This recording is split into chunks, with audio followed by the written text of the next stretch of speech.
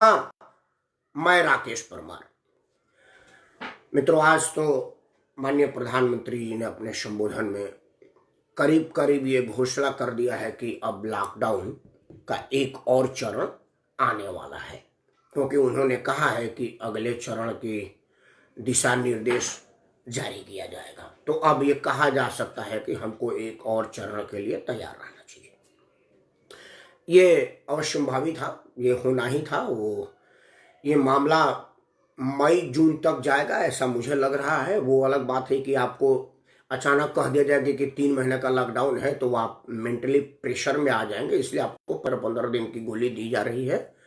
मुझे आशंका है कि ये अभी मई पूरा तब हो ही गया, अगला चरण तो 31 मई तक के लिए कह ही दिया, ये शायद जून तक जाएगा। आप लोग मानसिक रूप से अपनी तैयारी रख लीजिए कि आपको जून तक लॉकडाउन में रहना पड़ेगा। मास्क है जरूरी, 2 गज की मजबूरी, जीना और उसके साथ। खैर, आज जो सबसे महत्वपूर्ण बात दिन भर में क्या हुआ वो कोई रेलेवेंट नहीं रहा, क्योंकि माननीय प्रधानमंत्री जी के संबोधन के बाद समाचार चैनल पर कुछ था ही नहीं कि कुछ पता चला जाए। और लॉकडाउन के बोरियत से हम शाम को 8 बजे के बाद प्राइम टाइम देखते हैं और उसी में से कुछ खबर निकाल के आपके सामने आते हैं। अब माननीय प्रधानमंत्री जी आ गए, अब वो 8 PM वाला नशा सारे चैनलों वालों का हो गया और कुछ दिखाया नहीं कि देश में आज कुछ हुआ, कहाँ कोरोना पॉजिटिव मिले, कहाँ किस सरकारों ने कोरोना के विरुद्ध किया, क्या किया, ये सब कुछ कहीं नहीं आया। तो अब हम भी कहाँ से, हमारे पास कोई लॉकडाउन में स्रोत तो है नहीं। तो मैं भी माननीय प्रधानमंत्री जी के आज के 8 PM के संबोधन पर विदाउट 8 PM के नशे से मैं बोल रहा हूँ, क्योंकि मैं चाय भी एक ही पीता हूँ, अपने बनाने वाला, और किसी तरह की नशा नहीं करता। तो मैं जो बोलूंगा बिल्कुल होश हवास में बोलूंगा, बिल्कुल जिम्मेवारी के साथ बोलूंगा। मैं बड़े भाई श्री निर्मल सिंह को प्रणाम करता हूं, रुद्र प्रताप को शुभ आशीर्वाद देता हूं और आप सबसे अनुरोध करता हूं कि कृपया अब आप मुझे लोकल मत माने, क्योंकि आप ही मेरे को सम्मान और अपना आशीर्वाद देंगे तभी मैं ग्लोबल होऊंगा, ये माननीय प्रधानमंत्री ने कहा है। तो आपको प्रधानमंत्री के बात का अक्षरशः पालन करना चाहिए, because prime minister is the highest civil authority हमारे देश के हैं। तो अब उनके बात का सम्मान करिए। और अब आप ये मत कहिए कि राकेशवा क्या बकवास करता है, 5-7 लोग तो तेरे को सुनते हैं, 10 लोग सुनते हैं, बाद में 100-150 लोग सुनते हैं। नहीं, आपका सम्मान ही मुझे लोकल से ग्लोबल बनाएगा। तो लोकल का सम्मान करिए। ये बात मैंने हल्के में नहीं कहा, इस बात का बड़ा महत्व है।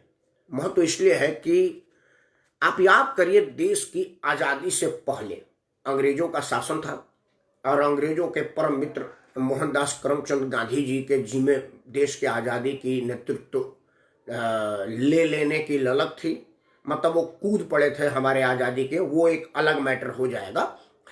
मोहनदास करमचंद गांधी भारत के सबसे बड़े ब्रांड एम्बेसडर है राजनीति के। दुनिया में अभी उनके जैसा लोकप्रियता किसी के पास नहीं है। ईश्वर करे कि हर आदमी जो राजनीति में आता हो वो मोहनदास करमचंद गांधी वाली लोकप्रियता पावे। तो गांधी जी ने बड़े खुले शब्दों में कहा था कि आप विदेशी सामानों की होली जलाइए और स्वदेशी अपनाइए। सूत काटना, धागा काटना और खादी की बढ़ावा देने का उन्होंने ही प्रचलन चालू किया था। लेकिन अब उन्हीं के नाम पर राजनीति करने वाले लोगों ने खादी को इतना महंगा कर दिया कि अगर आप खादी पहन रहे हैं तो आप जरूर बड़े आदमी हैं, गरीब आदमी हो ही नहीं सकते। खादी की मेंटेनेंस इतना ज्यादा हो गई, खादी का महंगा इतना हो गया, वो एक अलग मुद्दा है। मतलब स्वदेशी अपनाओ, आजादी लाओ, आजादी पाओ का महात्मा गांधी का, मैं उनको महात्मा नहीं मानता, मैं उनको मोहनदास करमचंद गांधी ही कहता हूं और मेरे लिए वो वही है। महात्मा तो वो आपस में था, एक ने एक को चाचा कह दिया, दूसरे ने उसको महात्मा कह दिया, तीसरे ने उसको सन्यासी कह दिया, ये आपस की बात है, इसमें हम नहीं कह सकते। दीपक भाई जी अपना आशीर्वाद बनाए रहिएगा। मैं चाहूंगा कि आपका आशीर्वाद कुछ देर तक बना रहे, मैं अपनी बात रख लूं, क्योंकि आज का मुद्दा आप जैसे ही सीनियर और वरिष्ठ लोगों के आशीर्वाद के बगैर पूरा नहीं हो पाएगा। इसलिए दीपक ज्योति जी आपसे हाथ जोड़कर प्रार्थना कि कृपया बने रहिएगा। मित्रों, आज नरेंद्र मोदी जी करीब करीब मोहनदास करमचंद गांधी जी वाला ही बात कहा उन्होंने।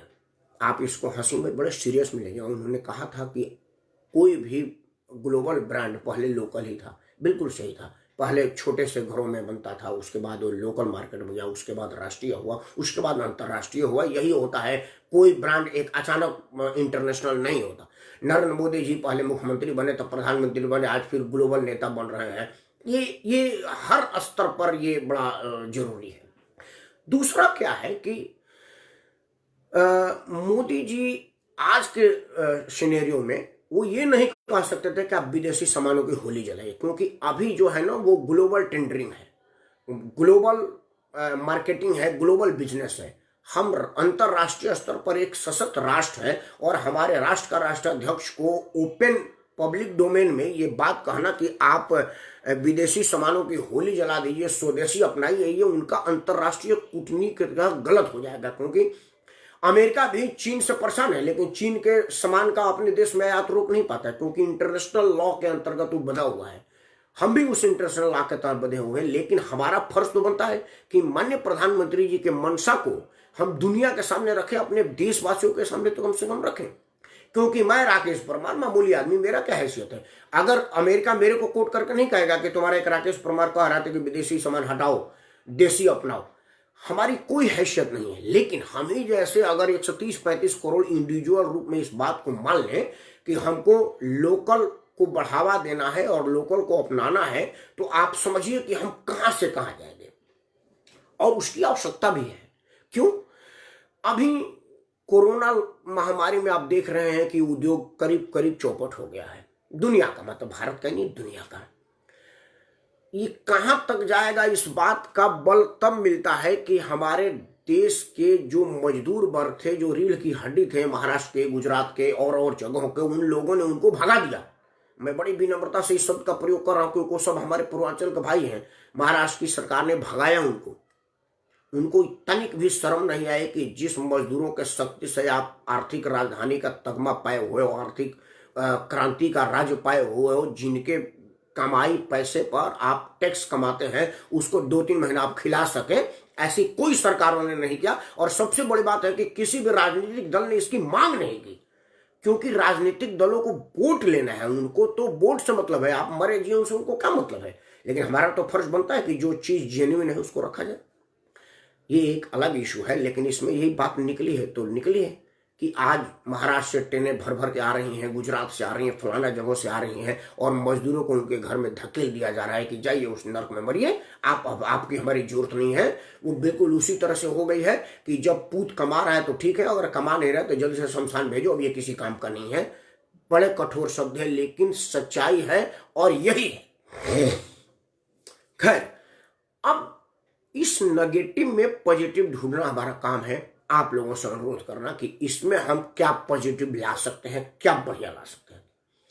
मित्रों, आज सारे मजदूर अपने अपने घरों में फेंक दिए गए हैं, भेज दिए गए हैं और भेजे जा रहे हैं।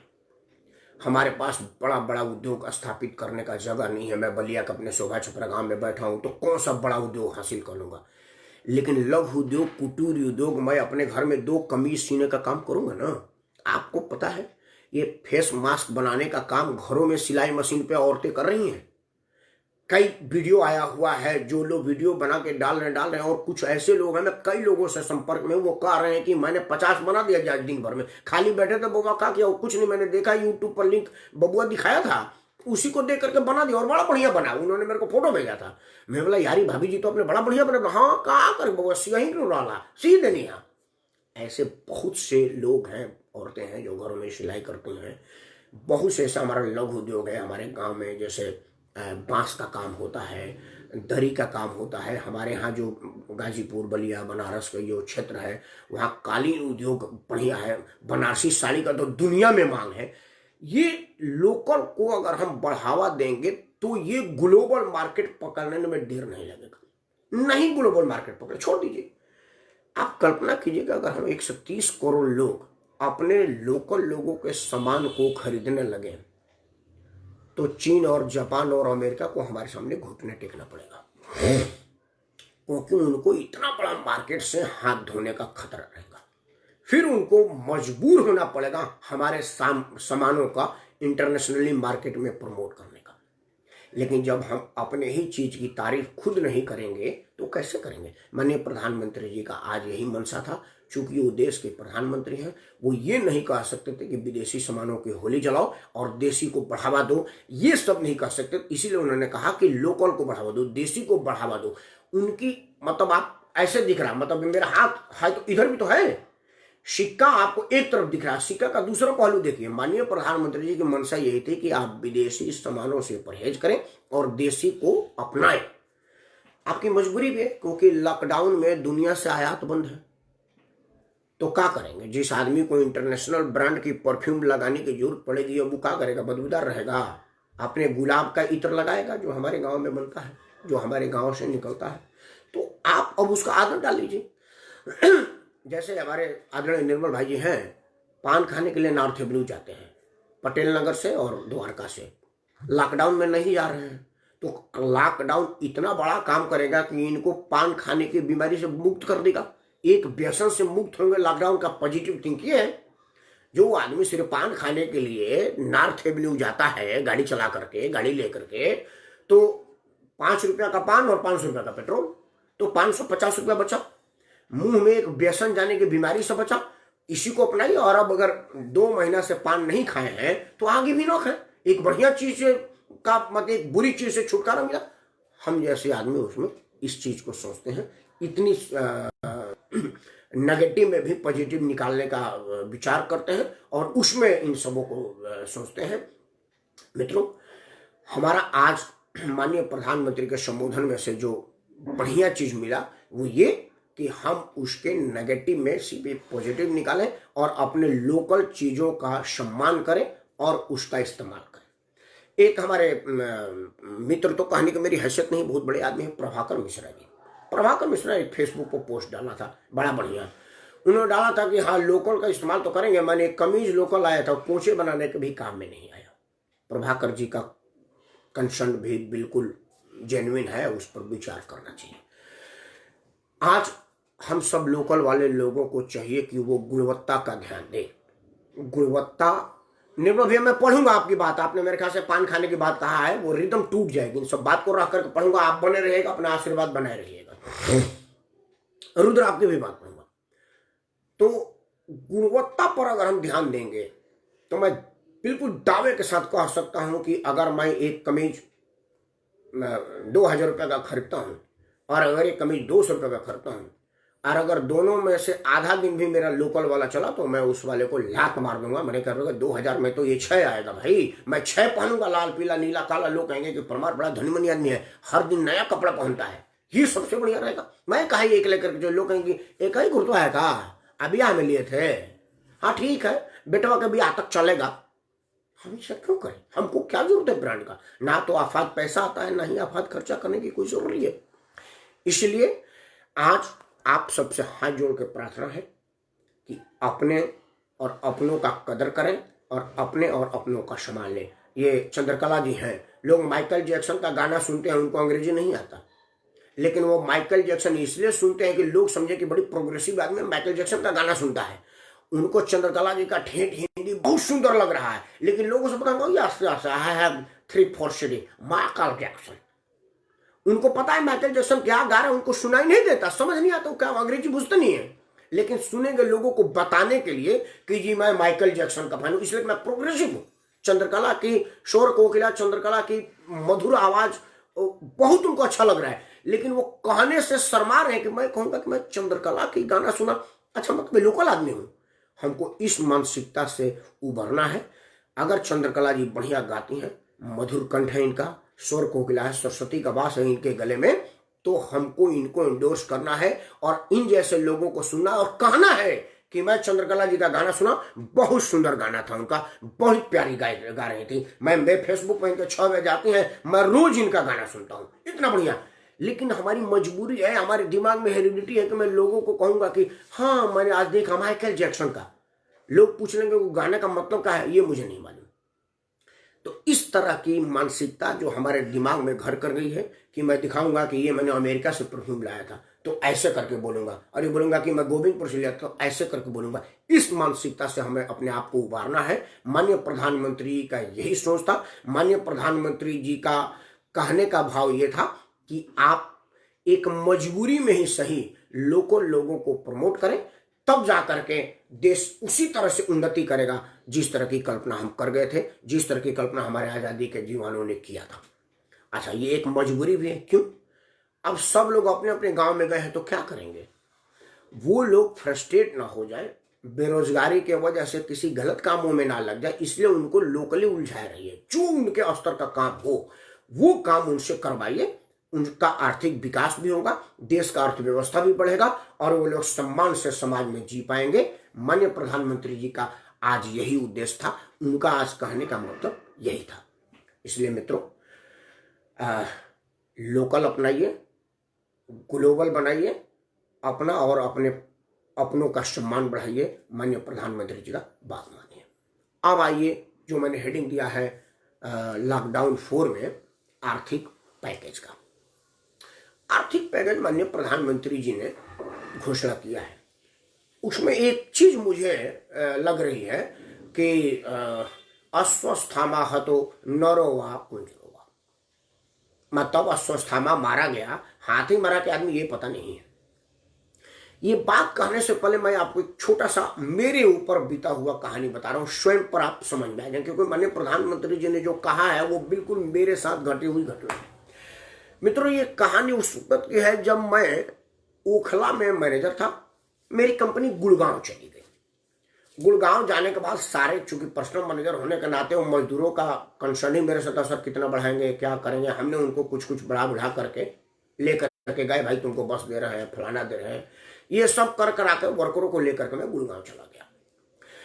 अब गुड़गांव जा रहा था तो मेरे बदरपुर बॉर्डर पर एक मेरे कंपनी वाले थे, वो हमारे से ऑर्डर लेकर के बनाते थे, ठीक ठाक काम उनका चल गया था। तो उन्होंने बोला कि परमार कितना पाते हो यहाँ? मैं बोला सर वो 35,000 पाते हैं। अच्छा, कंपनी की गाड़ी तुम्हारे लिए एक और? नहीं, मेरे लिए फुल टाइम है, मैं आना जाना ले आना।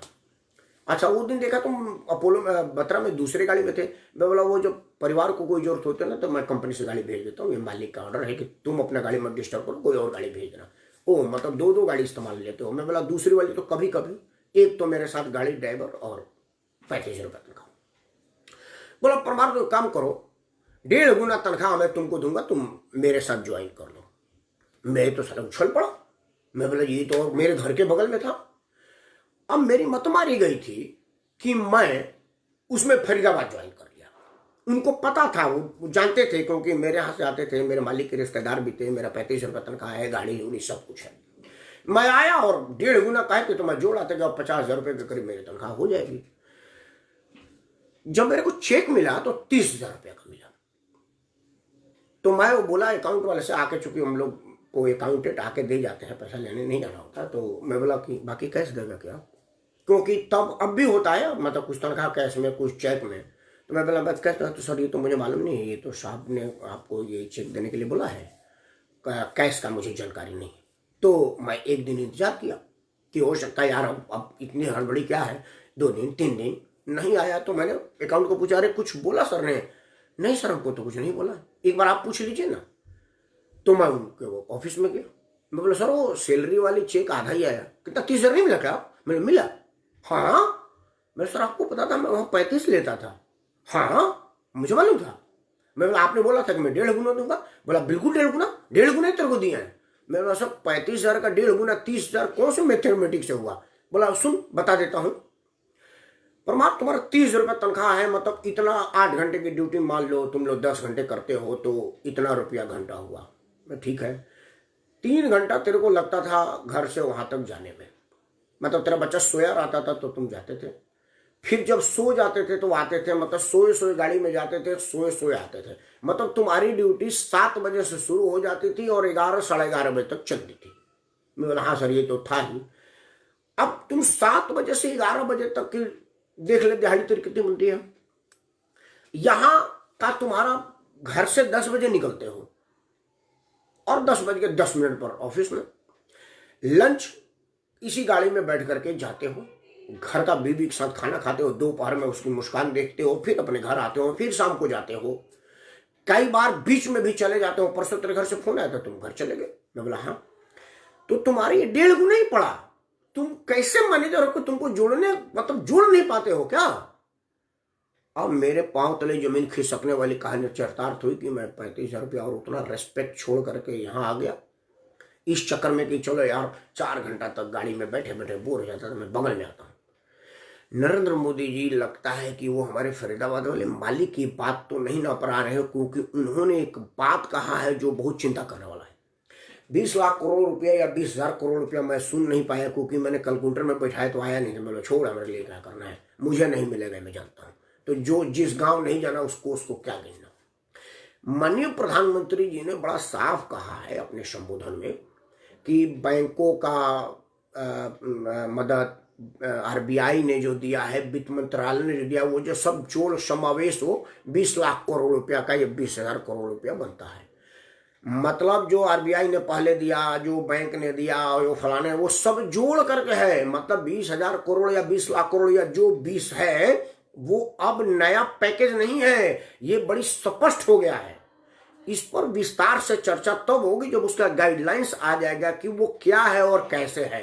कहीं वो मेरे फरीदाबाद वाले मालिक के हिसाब से तो नहीं है ना कि 35,000 का 1.5 30,000 होता है। वो जोड़ेगा कि 4 घंटा आने जाने की ट्रैफिक में भी तो तू मरता था और यहाँ घर में नहीं मर रहा है, कहीं ऐसी बात तो नहीं है। क्योंकि ये एक बात चिंता करने वाली बात है। और माननीय प्रधानमंत्री जी की अर्थशास्त्र की ज्ञान और उनको आर्थिक ज्ञान देने वाले लोगों पर मुझे पूरा भरोसा है कि शायद यही है। और माननीय प्रधानमंत्री जी अपने संबोधन में कह भी दिया है कि बैंकों का अनुदान, आरबीआई का अनुदान, वित्त मंत्रालय का अनुदान, ये सारा जोड़कर और हम जो जोड़ कर देंगे वो 20,000 करोड़ 20 लाख करोड़ जो है वो बनता है। ये एक अभी इसकी सफाई आनी है कि असल में वो कहना क्या चाह रहे। पहला बात। दूसरा बात, मैं बहुत संतोष व्यक्त करता हूं कि हमारे देश के सरकार को हमारी चिंता है और उन्होंने कुछ भी आर्थिक पैकेज की घोषणा की है, ये स्वागत योग्य है। हम फिगर पर नहीं जाते, हम उसके गणित पर नहीं जाते, कुछ तो देने की बात कह रहे हैं। अब इसमें एक अनुरोध मैं हाथ जोड़ करके अपने देश के प्रधानमंत्री से कहता हूं, आप लोगों से भी चाह रहा हूं कि कृपया आप लोग भी मेरे इस बात का अपना समर्थन दें, अपना आशीर्वाद दें। ये जो आर्थिक मदद हो उसमें 1 रुपया कैश में ना हो, 1 रुपया। ये इसलिए मैं कह रहा हूं क्योंकि हमारे देश में राजनीति है और अफसर राजनीति गठजोड़ में हमने क्या क्या पीछे किया है वो जान लीजिए। हमने मवेशियों का चारा चर लिया, ढकार तक नहीं आया। इंसान का सबसे अंतिम जगह होता है शमशान, तो हमने कफन से लेकर के कॉफिन तक में घोटाला किया, हमें शर्म नहीं आई। इंसान का शुरुआत जीवन से होता है जन्म, तो हमने बच्चों के जन्म में इस्तेमाल होने वाले सामग्रियों में, उसके दवाइयों में भी हमने घोटाला किया, हमको शर्म नहीं आया। मतलब जन्म से लेकर के मृत्यु तक हमने घोटाला किया, बिल्कुल बेशर्मी से हमने किसी का नहीं माना। ये पिछला इतिहास है। इसको देख करके मुझे आशंका है, क्योंकि हमारे देश में जब भी कोई सरकारी अनुदान, सरकारी मदद, सरकारी उत्कोच या अनुकंपा मिलती है, उसमें भ्रष्टाचार पहले होता है, अनुदान बाद में होता है। कई बार होता है कि पूरी की पूरी राशि, पूरी की पूरी योजना ही भ्रष्टाचार के भेंट चढ़ जाती है। सिर्फ कागजों में लिखा होता है कि राकेश परमार गरीब आदमी को फलाना चीज दिया, पता चलता है कि मेरे नाम पर दे दिया गया और मेरे तक पहुंचा ही नहीं। मुझे पता ही नहीं था कि कोई अनुदान मेरे नाम का आने वाला था। लेकिन ये तो माननीय प्रधानमंत्री हैं, इनका संबोधन तो पूरे देश सुनता है। जिनके पास रेडियो टीवी नहीं है उन तक भी पहुंचता है, तो शायद कुछ पहुंचे, लेकिन ये उसके भेंट ना चढ़ जाए, इस बात की हम सब लोगों को फिक्र करनी चाहिए। और अपने अपने जनप्रतिनिधियों के माध्यम से, अपने अपने सोशल मीडिया, मेन मीडिया के माध्यम से देश के प्रधानमंत्री तक बात पहुंचाने की आवश्यकता है कि ये जो अनुदान मिले वो सीधा बैंक ट्रांसफर हो। क्योंकि आज के तारीख में देश में कोई 1-2 आदमी होगा जिसका बैंक खाता अब नहीं खुला है, क्योंकि माननीय प्रधानमंत्री ने जनधन खाता के माध्यम से उस आदमी का भी बैंक में खाता खोल दिया जो आदमी बैंक में जाने के लिए भी 20 बार सोचता था, और जिस आदमी को बैंक वाले घुसने नहीं देते थे कि तू कैसे आएगा भाई, तेरा मतलब क्या इस बैंक में, यहाँ भीख मांगने का जगह नहीं है, भीख बाहर मांगियो, उन लोगों को भी सम्मान खाता खोल दिया, thanks to our prime minister. तो इन सब चीजों को देखते हुए अनुदान सीधे उनके खाते में जाए। दूसरा, अनुदान तो उन्होंने दे दिया, अब अनुदान से लाभान्वित कौन होगा? अडानी अंबानी, टाटा बिरला, विजय माल्या जो पैसा हड़प के भाग गया या जो भागने के कगार पे है, वो अगर वो लेंगे तो फिर ये अनुदान का कोई मतलब नहीं रहा। अनुदान मिले तो सेमी उद्योग वालों को मिले, ढाबे पर काम करने वालों को मिले, जो 10-20 लोगों को रख करके काम करा रहा है उसको मिले, तब जाकर के देश में आर्थिक क्रांति, औद्योगिक क्रांति और मजदूरों का कल्याण होगा। अगर ये पैसा बड़े बड़े उद्योगों में चला गया तो वो पैसा लेंगे, उसमें से कुछ अनुदान चंदा के रूप में पार्टी को दे देंगे, कुछ सीए को फीस दे देंगे, कागज पर बैलेंस शीट बन जाएगा कि हमारा ये घाटा हो गया, और घाटे के घोटाले में वो पैसा हजम हो जाएगा, हम वहीं के वहीं रह जाएंगे। मेरी ये आशंका है, और इस आशंका को भविष्य में जो घटित हुआ है उससे बल मिल रहा है। बाकी आने वाले समय में क्या होगा ये मैं नहीं कर रहा हूं, क्योंकि जो पास्ट हमारा है, जो भूतकाल हमारा है, वो यही बताता है कि अनुदान हड़पना हमारा नैतिक अधिकार बन गया है। नेता अफसर गठजोड़ किसी भी अनुदान को, किसी भी अनुकंपा को अपना मान लेते, कहते हैं कि जो जमीन सरकारी है वो तो हमारी है, जो धन सरकारी है वो धन हमारी है, जनता को क्या। इन बात पर नजर रखने की जरूरत है, और ये नजर रखते हैं हमारे जनप्रतिनिधि। तो जनप्रतिनिधियों की चरित्र के विषय में मैं कुछ ना ही कहूं तो बढ़िया है। खैर मित्रों, अब कई लोगों ने मुझे मार्गदर्शन दिया है, मैं चाहता हूं कि उन सब लोगों के मार्गदर्शन पढ़े, उसके बाद अगर समय रहेगा तो अपनी बात रखूंगा। बड़े भाई निर्मल सिंह दिख रहे हैं, उनको मैं सादर प्रणाम बोल रहा हूं। सबसे नीचे अमित सिंह का लिखा है, अमित शुभ आशीर्वाद आपको। अमित ने लिखा कि ग्रामीण रोजगार तो खत्म कर दिया गया, तो कैसी आत्मनिर्भरता, नौकरशाहों और खाकी के जाल में फंस कर रह जाएगा। मेरा आशंका यही था अमित, मैंने इसीलिए कहा कि इन सब चीजों को ध्यान में रखना पड़ेगा, तब जाकर के बढ़िया होगा। मेरी पहली आशंका यही थी जो तुमने लिखा है। चंद्रकला जी को मैं नमस्कार बोल रहा हूँ। चंद्रकला जी लिख रहे कि ये मेरी भी यही सोच है कि ऐसा ही होने वाला है जी। क्या है उसके पहले उन्होंने कहा कि ये बिल्कुल सही, यहाँ नॉनसेंस हो गया है, पहुंच जाएगा कहां। हाँ बिल्कुल, आपका चंद्रकला जी आपने बिल्कुल ठीक कहा। कुंवर रघुवंश सिंह सेंगर को शुभाशीर्वाद। रघुवंश सिंह सेंगर का लघु उद्योग बने ग्रामीण स्तर पर। बिल्कुल, माननीय प्रधानमंत्री जी का मंशा भी यही है। चूंकि सारे मजदूर गांव चले गए हैं, तो वो बड़े उद्योग चूंकि वहां लगाने के लिए इंडस्ट्रिस्ट नहीं है, तो छोटा उद्योग लग सकता है, वो स्वयं भी कर सकते हैं। इसकी परिकल्पना माननीय प्रधानमंत्री जी को है, इसीलिए उन्होंने ये बात कहा है। अमित सिंह ने दोबारा लिखा है कि प्रवचन समाप्त, लॉकडाउन 4 के साथ बोलिए सत्यनारायण भगवान की जय। आत्मनिर्भर के साथ सड़क पर पैदल जिंदगी के संघर्ष कर आत्मनिर्भर तो मजदूर, दरवाजे पर भीगता फसल, क्रय केंद्र पर बिकने का इंतजार कर रहा आत्मनिर्भर बनता किसान, और मध्यवर्गीय व्यापारी नौकरी वाला घर के अंदर बैठा भविष्य की चिंता में आत्मनिर्भर बनता। हमें तुम्हारा चिंता बिल्कुल जायज है, लेकिन ये एक महामारी है जो किसी ने बुलाया नहीं है, ये हम पर पड़ चुकी है। और अगर हम रास्ते में जा रहे हैं, हमारे पास छतरी नहीं है और अचानक बारिश हो जाए, तो हमें कहीं ना कहीं छुप करके पेड़ के छांव में या कहीं ना कोई व्यवस्था करके ही अपने आप को बचाना पड़ता है। अगर जोरदार ओला पड़ने लगे, पत्थर पड़ने लगे, तो आदमी पांव की चप्पल उतार करके सर पर रख लेता है कि कोई सर पर भारी चोट लगने से मैं जख्मी ना हो जाऊं। ऐसी विपदा है और ये किसी को बुलाए नहीं आ रही है। इस विषय पर कोई दोषी नहीं है, ये तो समय दोषी है, इसमें अमित क्या कह सकते हैं। लेकिन इस समय का सदुपयोग किया जाए, यही नेतृत्व का काम है। और अभी नेतृत्व ईमानदारी दिखाता हुआ प्रतीत हो रहा है। बाकी अफसर नेता गठजोड़ उसको जमीनी स्तर पर बिगाड़े ना, इस बात को माननीय प्रधानमंत्री जी को ध्यान देना पड़ेगा। और मुझे लग रहा है कि हमारे प्रधानमंत्री सक्षम है और वो इस विषय पर जरूर सोचते होंगे। चंद्रकला जी ने लिखा है कि मैं आपके साथ बिल्कुल अग्रणी हूं, सहमत हूं इन बातों से। जी बहुत बहुत चंद्रकला जी आपका बहुत बहुत। पीएन पंथी जी को नमस्कार बोल रहा हूं भाई। हरिनाथ सिंगला जी को नमस्कार। हरिनाथ सिंगला जी जैसे उद्योगपतियों को मदद देना चाहिए, क्योंकि उद्योग चलाते हैं और अपने यहाँ कई लोगों को रोजगार देते हैं। तो हरिनाथ सिंगला जी जैसों को बढ़ावा देना चाहिए, तब जा करके उद्योग बढ़ेगा। राहुल कुमार सिंह जी को नमस्कार भाई। शैलेश सिंह राठौर राव जी भाई नमस्कार। वीरेंद्र जी सादर प्रणाम। शशिया नारी भाई शुभ आशीर्वाद। कैसे हो नारी जी? आपका गीत संगीत इन विषम परिस्थितियों में हम जैसे लोगों को प्रोत्साहित करता है। जब तक आपका गाना बजता है उस देर तक तो कम से कम हम अपने झंझटों से मुक्त होते हैं और आपकी गाना सुनते रहते हैं।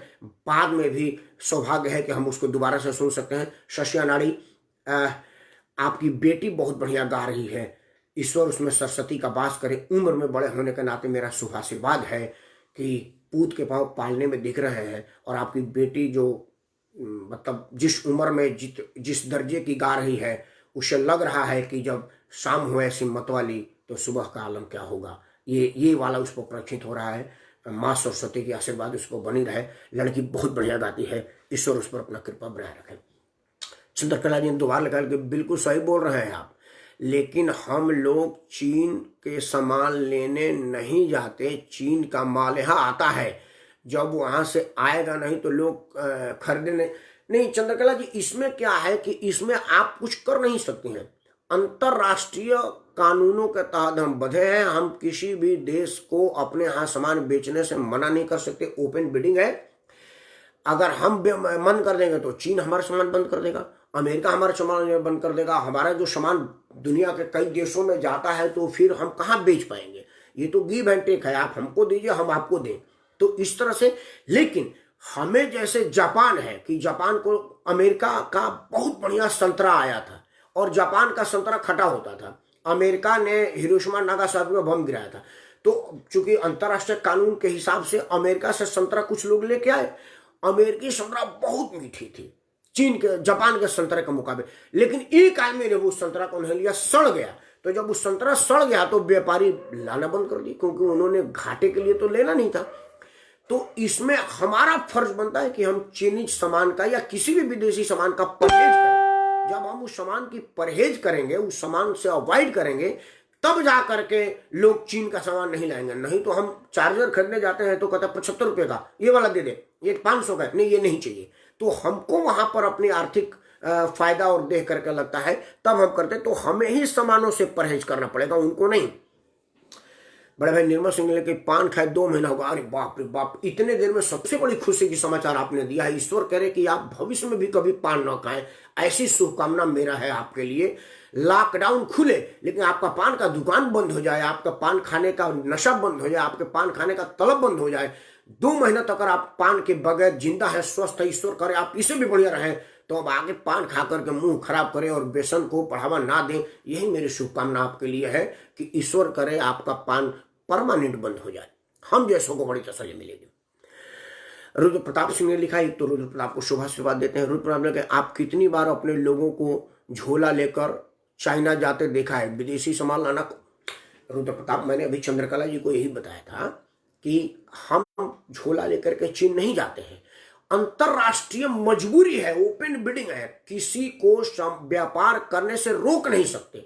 मैं व्यापारी हूं, मेरी मजबूरी है, पैसा कमाने के लिए तो मैं चीन का सामान लाऊंगा। माननीय प्रधानमंत्री जी का जो उद्देश्य था, माननीय प्रधानमंत्री का जो मंशा था, वो ये था कि आप अपने लोकल प्रोडक्ट का बढ़ावा दें, तब जाकर के अपने आप चाइनीज प्रोडक्ट बंद हो जाएगा। प्रधानमंत्री के हैसियत से वो ये नहीं कह सकते थे कि आप चीन के सामान का बहिष्कार करें, क्योंकि अंतरराष्ट्रीय व्यापार अधिनियम के अंतर्गत गलत माना जाएगा कि एक देश का राष्ट्राध्यक्ष राष्ट्र के नाम संबोधन में कहे कि आप चीन का सामान ना लीजिए, तो वहां का चीनी राष्ट्रपति कहे कि भारत का सामान ना लीजिए। आपको पता है चीन में भारत का बहुत सारा सामान जाता है, खाद्य पदार्थ और कई चीजें, और दुनिया में जाता है। तो कोई अमेरिका चीन से खूब लड़ाई करता है, उसके व्यापार से दुखी है, लेकिन अमेरिका के राष्ट्रपति के घर में चीन का सामान है, क्योंकि वहां किसी को खरीदने और बेचने से आप रोक नहीं सकते। तो रुद्र प्रताप, आपका ये कहना कि झोला लेके चीन जाना गलत है, आप गलत परिप्रेक्ष्य में इंटरप्रेट कर रहे हैं। आप झोला लेके मार्केट जाते तो चीन का सामान झोला में न लेके आए, ये आपका अधिकार है। आप ऐसा करेंगे तो चीन का सामान ले आना वो व्यापारी बंद कर देगा। अभी मैंने चंद्रकला जी को जो उदाहरण दिया, आपको बता देता हूं।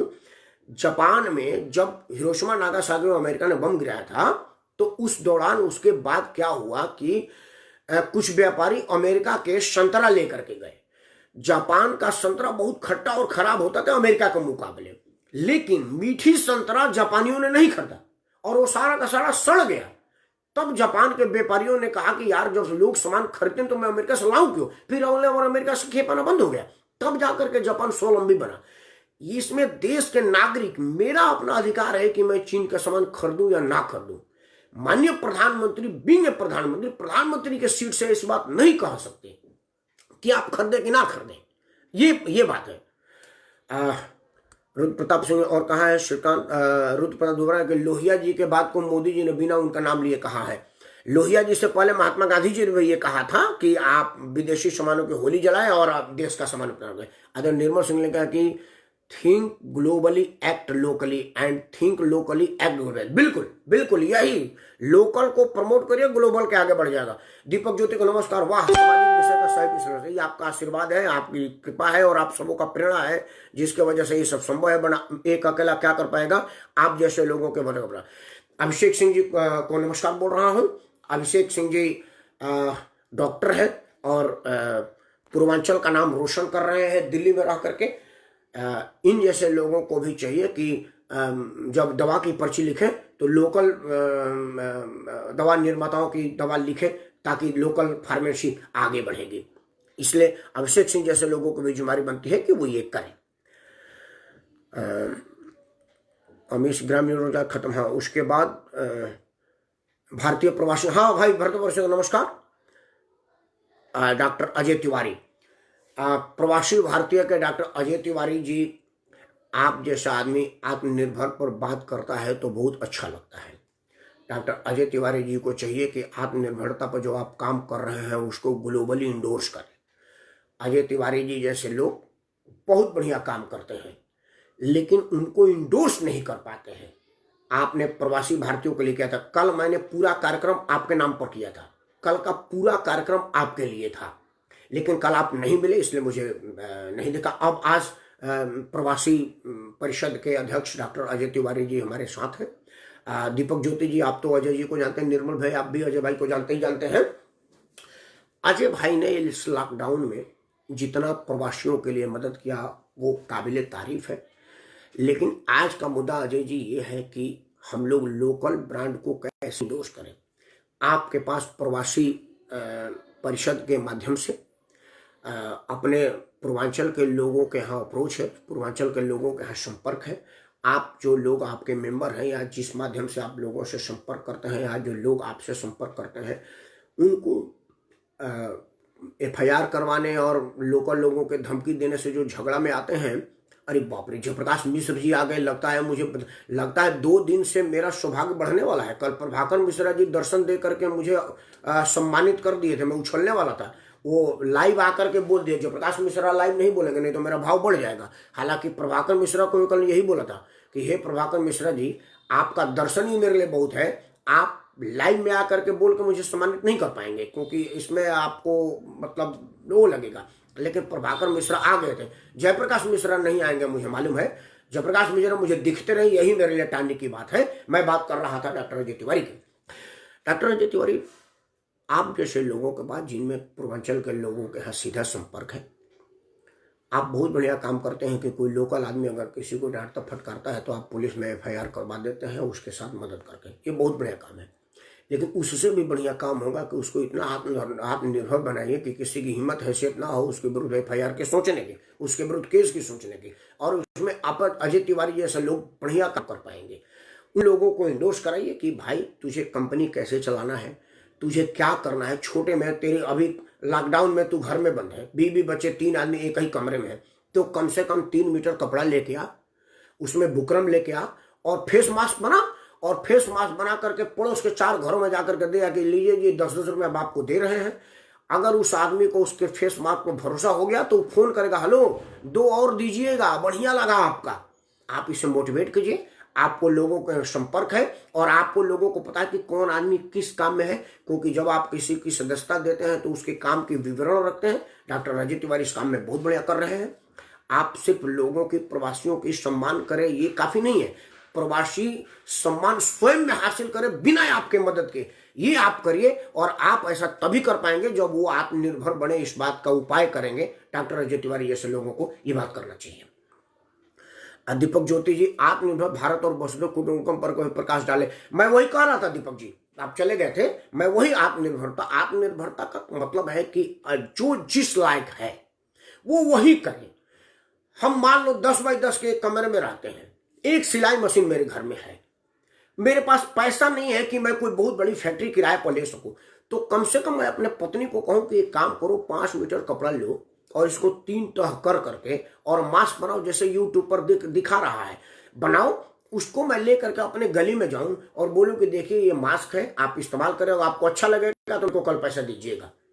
अगर मेरे सामान की गुणवत्ता होगी और मेरे उस पड़ोसी को लगेगा कि जो मैंने मार्केट से खरीदा था उससे ये कहीं से भी कमतर नहीं है, तो आएगा, एडवांस पैसा देगा, बोलेगा 4-5 और दीजिएगा क्योंकि तो प्राय रोज इस्तेमाल हो रहा है।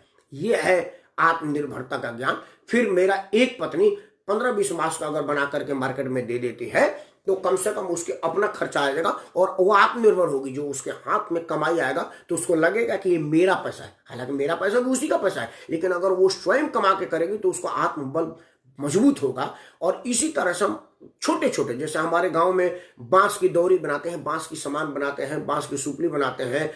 अब विदेशों में मैं देखा हूं, मैं विदेश में देखा था कि वो बांस के सामान की इतना बढ़िया मॉल में रखे थे, उसके अंदर बल्ब बल्ब लगा करके कई डॉलर में था, और हमारे यहाँ हम बांस के सामान को खरीदते ही नहीं है। ये इस चीज को बदलना पड़ेगा। मैं बलिया का, बलिया, गाजीपुर, आजमगढ़, बनारस, यहाँ पर हथकरघा उद्योग बहुत है। तौलिया वलिया बनता है, कालीन बनता है।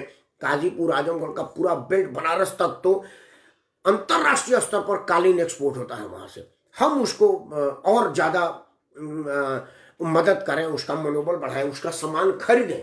हम जाकर के विदेश से तौली लेके आते हैं, उनके तौली का हम अनादर करते हैं।